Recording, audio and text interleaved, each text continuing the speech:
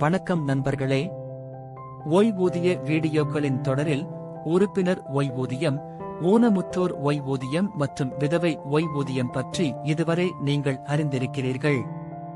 இன்று நாங்கள் உங்களுக்கு குழந்தை ஓய்வூதியம் பற்றி கூறுவோம்.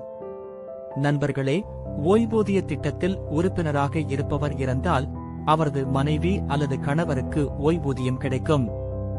இது தவிர அவரது 2 குழந்தைகளுக்கும் ஓய்வூதியம் கிடைக்கிறது. அவர்களுக்கு 25 வயது வரை இந்த ஓய்வூதியம் வழங்கப்படுகிறது.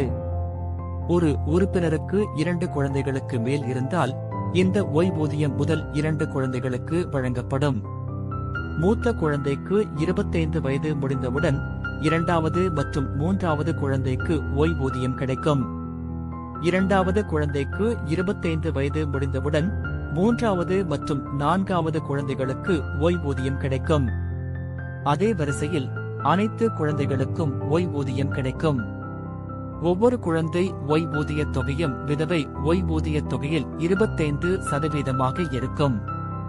ஒரு உறுப்பினரின் விதவைக்கு 1000 ரூபாய் ஓய்வூதியம் கிடைத்தால் அந்த உறுப்பினரின் ஒவ்வொரு குழந்தைக்கும் 250 ரூபாய் ஓய்வூதியம் கிடைக்கும். உறுப்பினரின் எந்த குழந்தையும் முழுமையாகவும் நிரந்தரமாகவும் ஊனமுற்றிருந்தால் அவர் வாழ்நாள் முழுவதும் ஓய்வூதியம் பெறுவார்.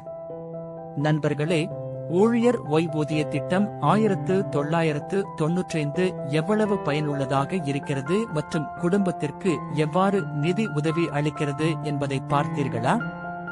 அடுத்த முறை அனாதை ஓய்வூதியம் பற்றி பேசுவோம்.